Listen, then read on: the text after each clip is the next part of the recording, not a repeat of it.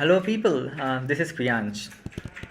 So, I kind of wanted to make this video to spread awareness about some things.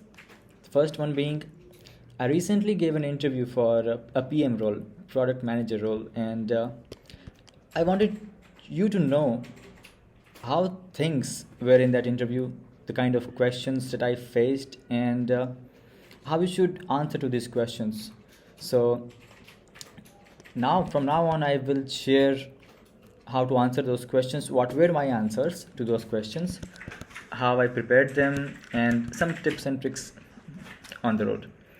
So this video will be a kind of introduction video about the question that people generally get in a PM role, that is, tell me about yourself.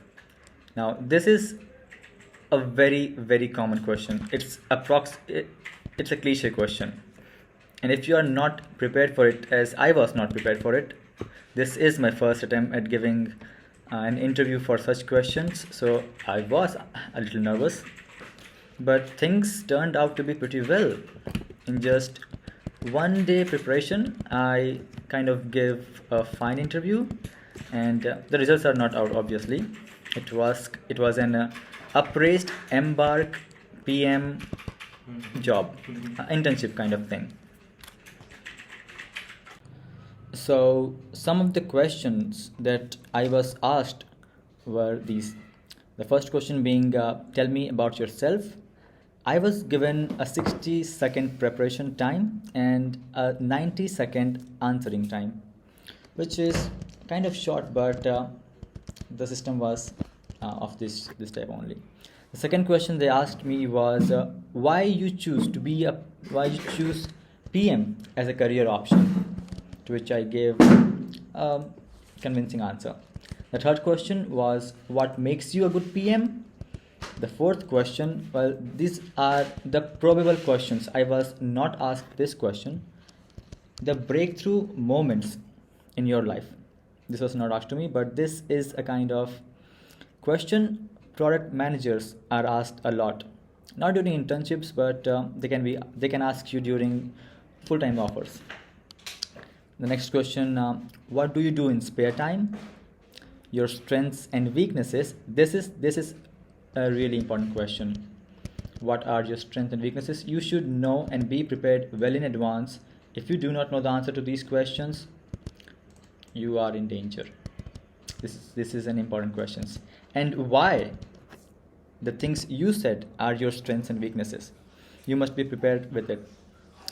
The next question, your advertising journey. Now, you might not think this as a relevant question, but they did ask me in one of the rounds.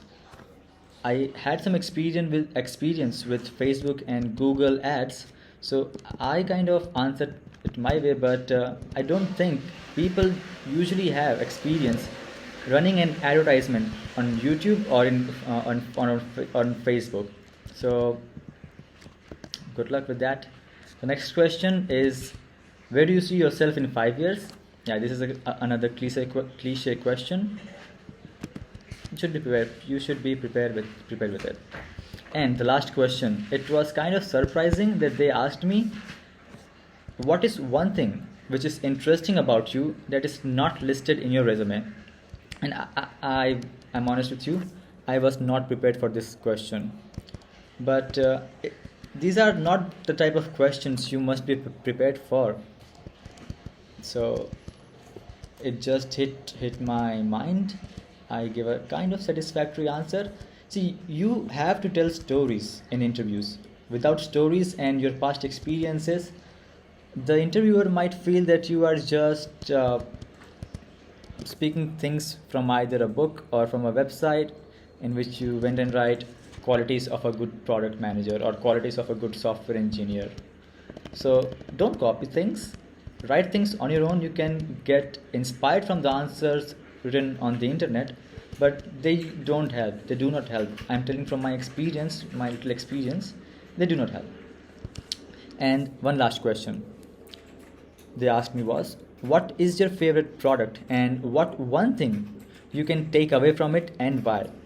Now, this is a good question, you can say. My answer to this was that my favorite product is Instagram. So Instagram is a well advertised, well established product from Facebook. It is the famous amongst all the three: WhatsApp, Facebook itself, and Instagram.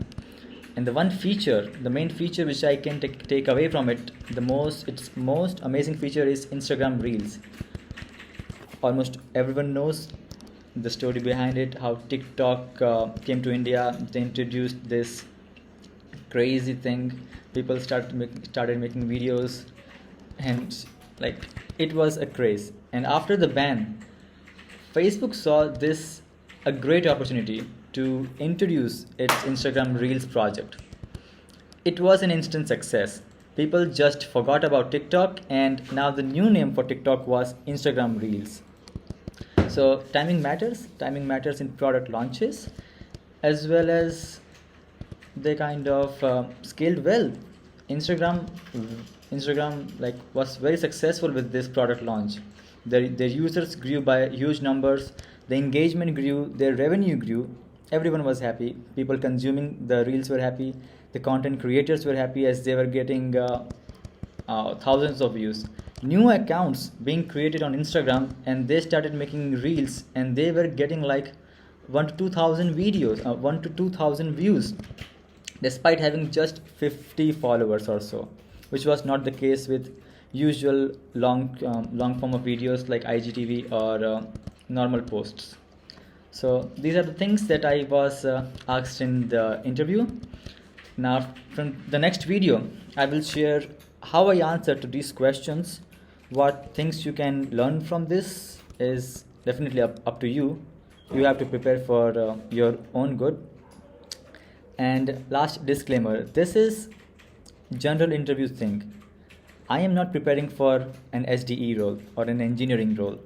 So this might not be applicable to someone who is an aspiring engineer, software engineer to be precise. Yeah, people usually can change their streams from being a software developer at a company to a PM role. The transition is not so rough, but if you do not want to do something in the first place, then please don't do it. It doesn't make sense in the long run.